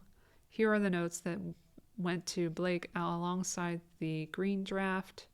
Notes for IEWU 3-week, director's cut screening. This is now a PG-13 film through and through. All swearing has been removed aside from one F word placed in a very important moment in a non-sexual way. Making this film PG-13 has proven without a doubt to be what's best for the film and the audience. The cut is put together beginning to end with music and temp score. The cut is put together with lots of stock footage as placeholders for aerial work and exterior establishing shots. In the last month, we shot an aerial unit in Boston and Maine. All stock footage in this cut has been replaced with our own aerial photography, which is beautiful. Note the same DP who shot all the aerial work for Mayday also shot ours. All unshot scenes have slugs, no need to forward as they are all under or about 10 seconds. Music plays through most of the slugs. In a few instances, slugs end with dialogue from the table read to help with the feeling of transitions, the falling in love montage, i.e. The Vegas has been cut from the film, as has been the sex scene. We don't need more sex. We need to ground their marriage. In its place is a home movie iPhone montage. This will ground the movie, Lily, and this relationship in a way rarely seen in a film like this. The audience should feel like they are Lily and Ryle. Everyone has these videos on their phone. Each clip will feel like slice of life, 3 to 4 second beats of various moments from the beginning of their marriage and life together. This will also help the audience understand how hard it is for her to leave him at the end. The abuse section was only cut in our pacing and in no way reflects what will be shot or how it will be shown. It is edited for a visual feeling to help while we were cutting, but was never meant to be shown. Over the hiatus, I came up with a new way to showcase the abuse that I believe will make it easier to watch and more abstract. We've been hard at work planning and concepting it. Concepting isn't a word, darling. And I can't wait to share. I cut the scene with Ryle dropping off their daughter to Lily at the end of the film.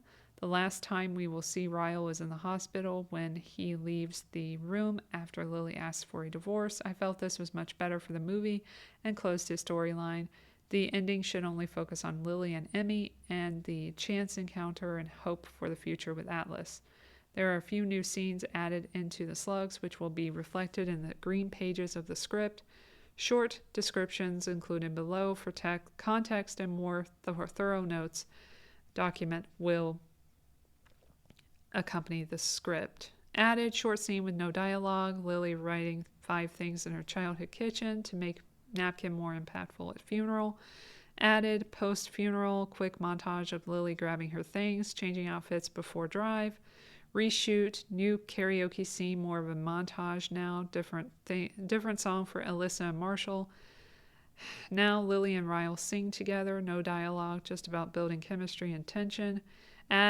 Added, Lily and Ryle walk home after karaoke, needed a scene to set up tension and friendship. New scene inspired by multiple scenes in book, sets up tension with Lily and Ryle at flower shop, which plays great and pays off at party. Love montage, 2 added moments, falling in love, no kissing or sex, playful, fun human moments.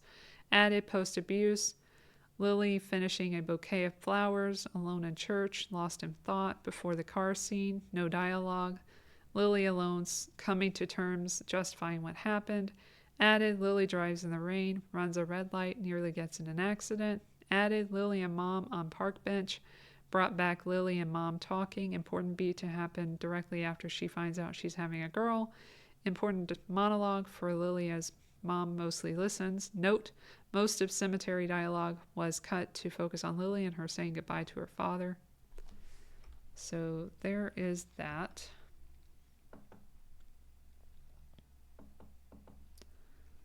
Next, November 28th, 2023. Sony VP of Marketing, Laura Porter, email to everyone about the new PG-13 mark and other changes as well as marketing strategies. All right. This includes Josh Greenstein, who we'll see later on. Hi, everyone. We conducted 3 women reader focus groups on Tuesday in Phoenix, Arizona for the new movie It Ends With Us, based on the book of the same title by Colleen Hoover. All had read and liked the book. A few loved it, and a few felt it was just okay, and all were recent moviegoers and book readers, at least 1+ of each in the past year. The goal of these groups was to discover guardrails for book readers and which emotional touch points are most likely to drive or diminish readers' urgency to see the movie in a theater. Although it has been more than a year since most had read the book, there was good recall of key events, specific scenes, and even several lines of dialogue. And then they say, do focus on Lily's story of self-empowerment as the main positive thread. I'm not going to read all of this. You're welcome. Do find a way to capture Lily's internal struggle over leaving or staying with Ryle. Do include scenes of Lily and Atlas together, especially as teenagers. Do use Lily's relationship with Ryle to create conflict, but stop short of showing too much actual abuse. Do make it clear that the movie ends on a positive note. Don't soften Ryle or try to make him likable. Don't romanticize the domestic abuse. Don't judge Lily for falling for Ryle or staying with him initially. Don't make Atlas Lily's savior. Don't show graphic depictions of abuse on screen. And then additional findings says there was concern about aging up Lily's character, with some feeling her naivete made her decision to stay with Ryle at first more believable, but neither that choice nor casting Blake Lively as the lead was a deal breaker. For production, consider adding a call to action against domestic violence at the end of the film. This felt important to those that wanted to spread awareness about a real issue that hasn't been addressed a lot in content. Women in their 30s were the most divided, re the film's possible MPAA rating, with 5 leaning in favor of PG-13 because they didn't want it to be too graphic or violent, and 3 feeling that not having an R-rated film might downplay not only the abuse but the true triumph of Lily being able to survive it. Women in their 20s came down 6-2 in favor of an R rating, in part because of the expected intensity of the material, and in part because of a desire for it also to have some more explicit sex scenes. Teens also mostly felt it should be rated R, again in part because it had a lot of R-rated elements, but also as a warning to consumers that it was not appropriate for younger audiences. And then it shows everything by age.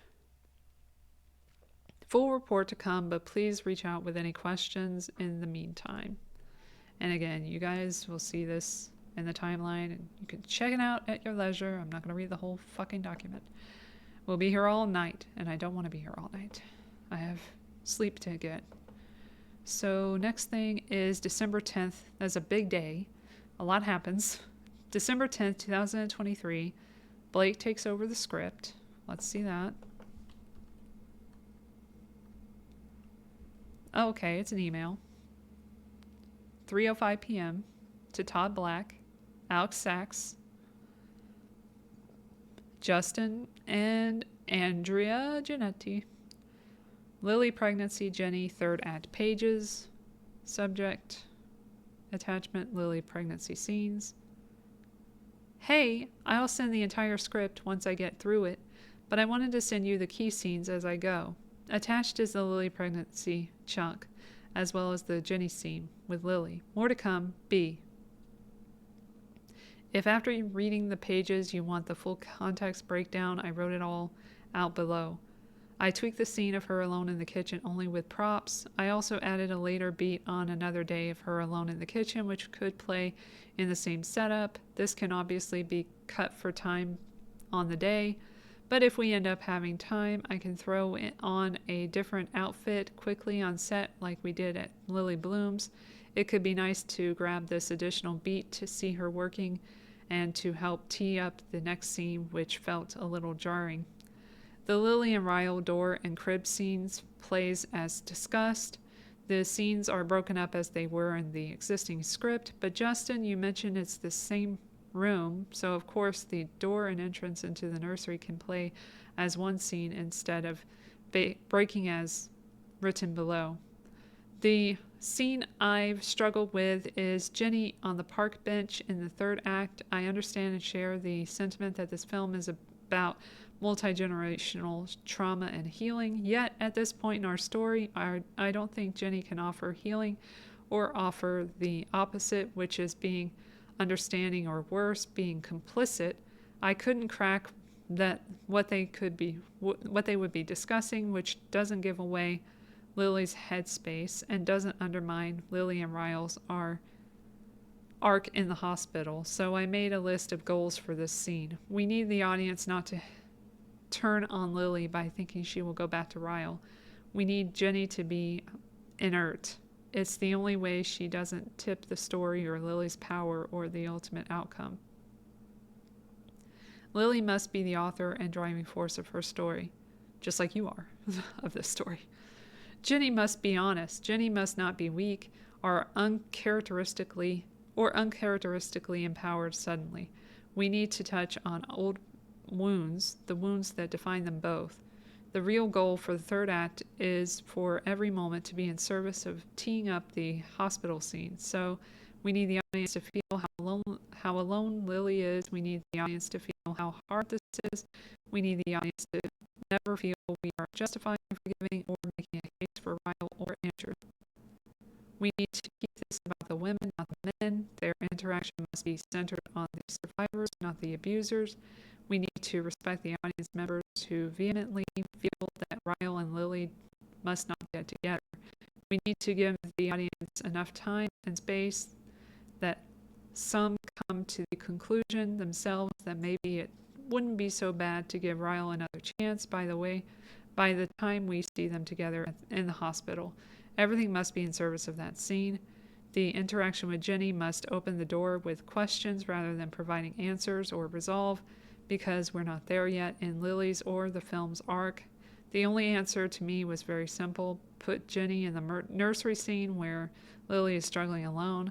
This offers a clear visual and illustration of life as a single mom with her own mother who chose not to be single. It helps to better tee up she loves tee up, doesn't she? Following scene with Ryle, which now serves as a counterbalance or visual illustration of the exact same life and moment. but in partnership with the child's father. This act needs to be quiet. We need to get lost in Lily's thoughts, so the scenes must make space for that silence. I kept their conversation as simple as the visual. Few words, but significant impact. Leave it floating in the air. It's the introduction of the gun on the table. And it cuts a scene. No park bench with Jenny leaves Tuesday, January 9th, pretty wide open for me, so we should think about a meaningful way to use that. We could grab multiple falling in love montages, but also probably have time for something more significant. My gosh. Also, December 10th, 2023, Blake rewrites the ending, which is totally what she was told to do. Blake Lively, 3:08 p.m., Todd Black, Justin Baldoni, no John, Janetti, Andrea, and Alex Sachs. Atlas ending. Atlas at last. PDF. She says, attached below is the end of the film. I wrote a lot of scene description for feeling and added tension, which upped the page count, but you'll see it's still a tight scene. Crazy. She just rewrote the film. All right. Rewrote an ending to the film. That's great. And then December 10th, 2023, she rewrites the karaoke scene. She's just rewriting all over the place. Totally normal behavior.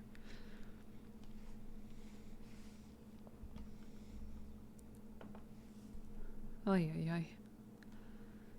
9:17 p.m. to Todd Black, Andrea Giannetti, and Justin Baldoni and Alex Sachs. Entire night of dumb fun. Praise you, friend.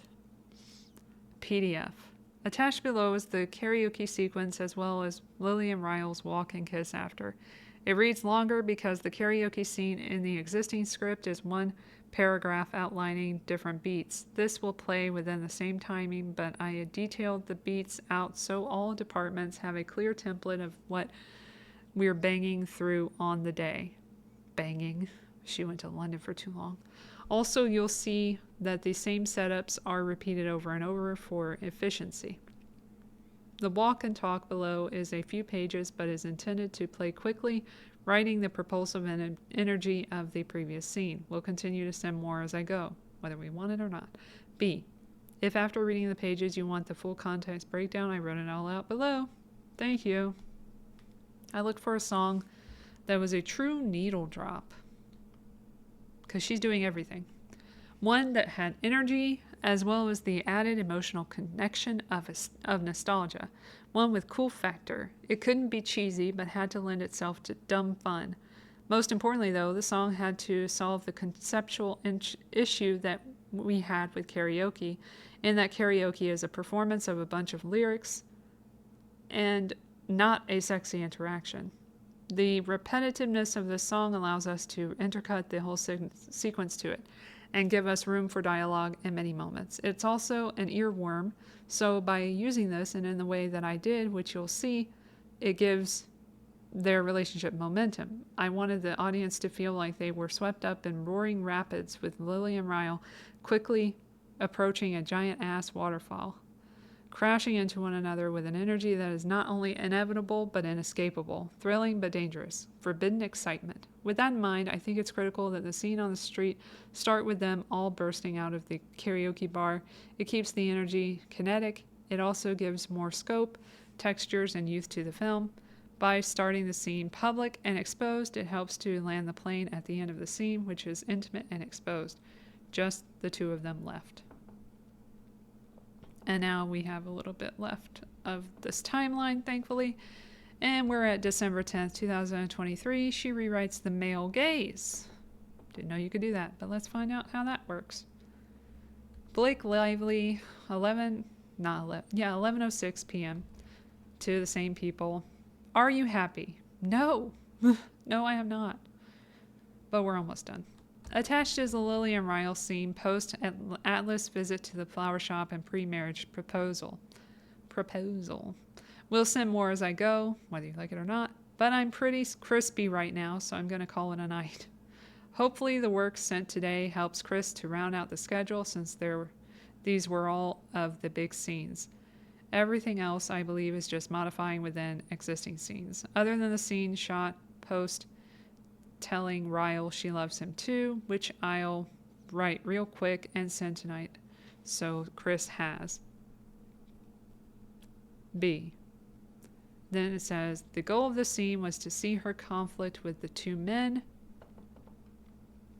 to get her perspective so we can understand her heart, and in that, her choices. This tees up her decisions, not just in the marriage proposal acceptance, but for the rest of the film, from why she didn't go after Atlas and just call it then and there with Ryle, to why she doubles down and marries Ryle, to how and why she doesn't see the abuse, to why she thinks she's become her mother, to why she keeps the baby, to why she ultimately divorces Ryle, to her dynamic with her mother, to how she easily falls back into love with Atlas at the end, because it was never about Atlas or Ryle, it was always about life and all its complexities surrounding them and her.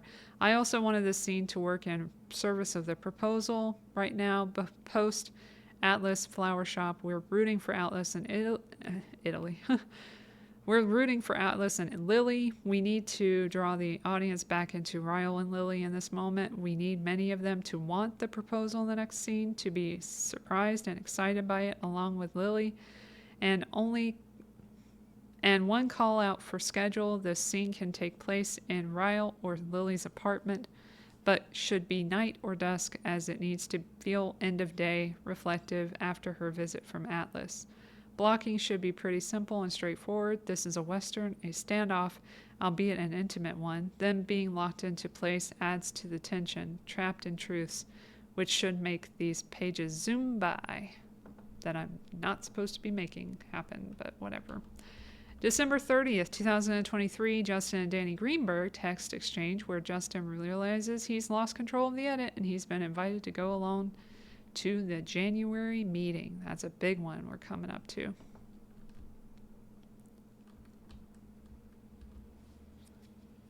Justin and Danny. Danny says, just checking in to see how the week went. I'm seeing but it's here. Here to talk if you need me for anything. And then Justin replies, hey man, I had a really, really bad week. She had the audacity to email me directly and invite me to a meeting at her house alone if I chose. She's refused a body double, which now Sony and Todd have to jump in to make sure that happens, because that's just setting me up for a trap. Although she's making me have one. A body double. She's rejected all my storyboards for the sex scene, so he has to get involved because she's trying to keep both of our clothes on for the big love scene, which is just ridiculous if you know the book. The whole thing is just a gigantic clusterfuck, and yet I'm doing my best to stay positive, although it's been very draining on me and time-consuming over this week to be dealing with an actress who is rewriting the writer and director. I've gone through the whole script, and I'm giving her 95% of what she wants for peace, but this is just a brutal experience. Danny replies, good, you didn't go to her house. That is insanity. The whole thing is insanity. You have everyone behind you, and everyone knows how incredibly well you are handling this sicko. Hang in there, Justin. You are going to win in the end here. Justin says, we are all going to her house on Thursday, and that's where she was said, damn it. We are all going to her house on Thursday, as that's where she has said the meeting needs to take place. She also doesn't want Jamie on set, which we are fighting back on. Danny says, good, you should. There has to be a line. I'll talk with Todd about that, and Warren too if I need to. Justin says, not right now, but feel free to check in with Todd next week. I'm doing my best to just stay positive and give her as many wins as possible to just finish this thing, but it's got to be a tough at some point. Warren needs to know that she is destroying her reputation. Yes, all on her own. Where we will need the most help is doing the edit, because I'm not going to get everything she wants, and I foresee that being a big issue. I won't even have time to barely show anybody the movie before I test it. That's what happens when you push the shoot to January. He liked that, and then he responds, you will get more out of the edit than you think, and we need to do everything in our power to keep her away. He loves that. Then we go to Elle. January 4th, 2024. Oh, first part of Elle. Justin and friends text exchange where Justin asks for prayer before the meeting with Blake. This is with the same group that he was talking to before. Jamie and I are heading over to Blake's now with other producers for the big meeting. First time we have seen each other in person since her safety allegations. Fuck. Fuck you. Oh my gosh. All right. Would appreciate any prayers for protection and strength calm through 2:34 p.m. Praying for strength and protection and angels all around you, says some guy. He says he loves it. Loves that. And then Rain says, sitting now for some prayers. Then we got finally January 4th, 2024, penthouse meeting with Blake, Ryan, Justin, Jamie, Ange, Alex, and Todd, where Ryan berates Justin for 5 to 6 hours straight. I believe that's in the timeline. Oh boy. Let's see. Let's go all the way down to that. It's going to take a minute, so let's scooch it. We shall scooch it. Scoochy scooch. Oh, too far. Okay, hold on.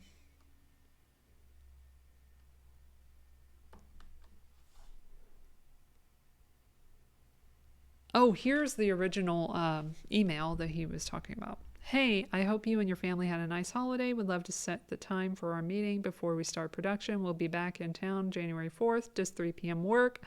We'll host in Tribeca. So happy to have just you. What's that about? Not sure if Jamie will be on set, but he's welcome. We can also have the whole team. Blame, blame, blame. Please let me know. Weird. All right, and then it says the thing happened. This executive producer from Sony, an A-list producer, and the film's first AD met at Lively and Reynolds' New York apartment ahead of the scheduled production restart on January 4, 2024, alongside Baldoni and Heath. The team arrived prepared with production binders in hand, eager to kick off the next phase of filming. However, Lively had different intentions for the meeting.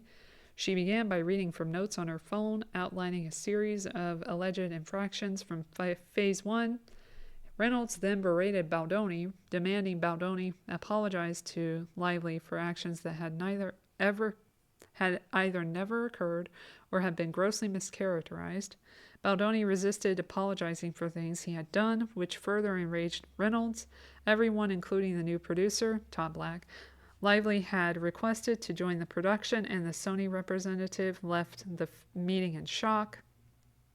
The new A-list producer remarked that in their 40-year career, they had never seen anyone spoken to in such a manner during a meeting. That'd be Todd Black. Later, the Sony representative shared that they often reflected on the meeting and regretted not intervening to stop Reynolds' tirade against Baldoni. Important note, though Lively's CRD complaint misleadingly suggests that the parties agreed to a list of 30 items during this meeting, many of the items listed in her complaint were entirely new, baseless, and never presented or discussed. The only document ever shared with the parties was the 17-point return to production demands, which had been introduced on November 9, 2023. All right. Then we get to this. Okay. January 5th, 2024, Jenny Slate and Blake text exchange where Blake lets Jenny know she has sterilized the set. Here we go. Jenny Slate starts 7:13 p.m. Hi, I hear the shoot is up and running next week. I'm flying from LA to NYC on 1:15. See you the next day. Blake says you're coming into a different set. So much to catch up on. You will find it perfectly professional and sterile and lovely. And then Jenny says, I want to know everything. I'm so glad to hear this. You didn't hear it. You read it. But anyways. Then we have January 5th, 2024. We're going to end on a lovely note. Not with Blake Lively, but with some friends. Justin and friends text exchange where he reacts to the January 4th meeting. And this is where we're going to fucking end this thing. Because it doesn't just end with us. It ends with me ending this show. Finally. Rainn Wilson starts. Any update, brothers? This is one of my favorite ones to read. In a sad way. 6:20 p.m.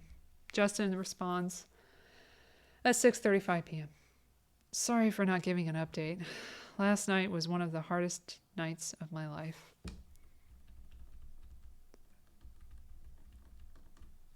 The only way to describe it was an ambush. I had no words. I couldn't formulate sentences.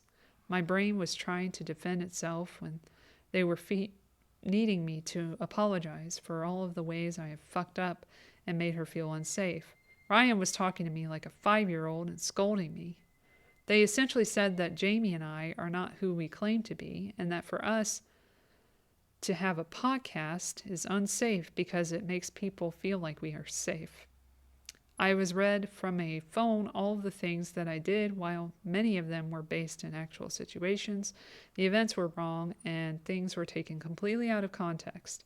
The word creepy and abuse were used in reference to me and my behavior.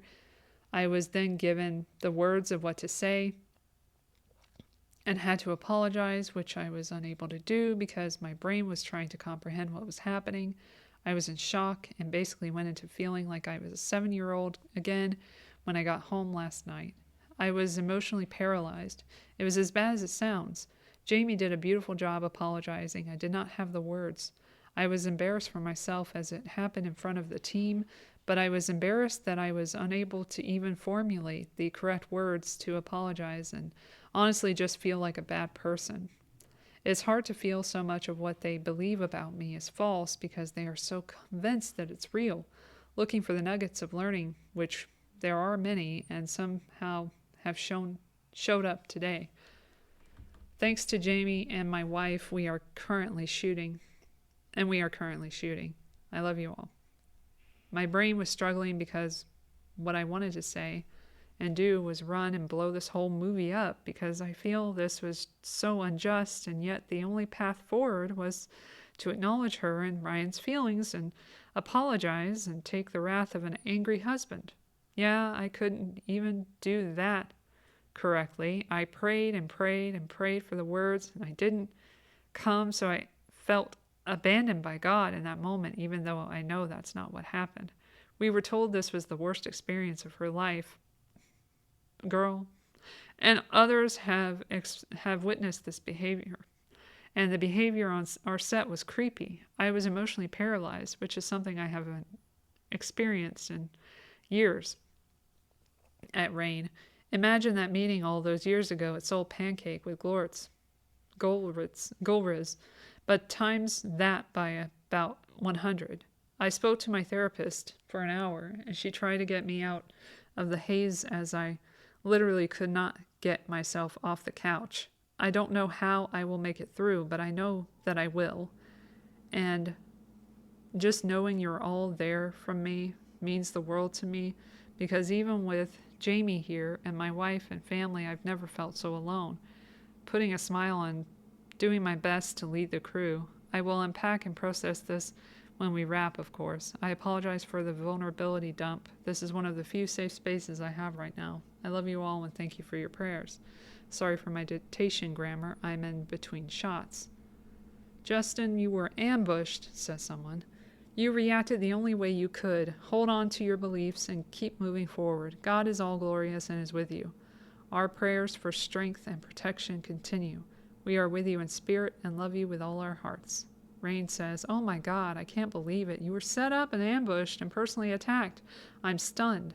I completely relate to you being stunned, like a deer in the headlights. Probably better that you didn't immediately just start apologizing. So grateful that Jamie is your partner and could step in diplomatically as needed. Onwards, brother. Make a great and important and entertaining piece of storytelling. That's all you can do now. So sorry for what you went through. And that's the end of that part. Part 3 is done and dusted. Please go to the channel and like and subscribe and comment and all that shit, and share, please share, please share, please share. The algorithm hates my guts. It's only because of you guys that I was able to get any fucking love, and I appreciate all the love so fucking much. I'm gonna try and get all these into the show notes that I put together, all these detours that I took for all these links. So wait for that. Thank you so much again, and I hope you all have a wonderful Valentine's Day, because that's what day it is going to be when this is posted, ironically. So yeah, thanks again, and I'll see you on the next one in about a week, I guess.